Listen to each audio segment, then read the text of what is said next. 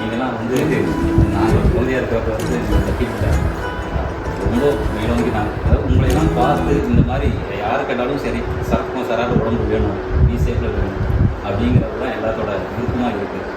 முதல்ல பழக்க வழக்கம் அந்த அளவுக்கு மிகவும் அமிர்தம் விஷயம் சொல்கிறேன். ஸோ அதனால் இன்றைக்கி வந்து உலகம் வந்து பறந்து விழுந்திருக்க உலகத்தை எது பண்ணக்கூடாது எது பண்ணணும்னு இளைஞர்களுக்கு தெரியும். தெரியாத எதுவுமே கிடையாது.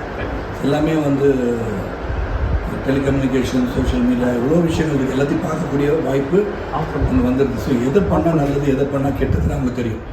ஸோ உடல் ஆரோக்கியம் இல்லாட்டி வாழ்க்கையில் எதுவுமே அச்சீவ் பண்ண முடியாது. ஸோ நான் வந்து கிட்டத்தட்ட ஒரு 52 இயர்ஸாக ஒர்க் அவுட் பண்ணுறேன். வெரி எனக்கு ஹேபிட் அப்படின்னு சொன்னால் உடற்பயிற்சி தான்.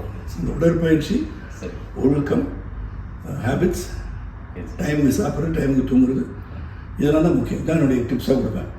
அதுக்கப்புறம் நீங்கள் ப்ரோட்டீன் பவுடர் சாப்பிடுங்க பாடி வந்துடும் இதெல்லாம் நான் சொல்ல தேவையில்லை. ரெகுலர் எக்ஸசைஸ் நார்மல் எக்ஸசைஸ் பண்ணாலே உள்ளத்தையும் உடலையும் சிறப்பாக வைத்திருக்கலாம்ன்றது என்னுடைய தத்துவம்.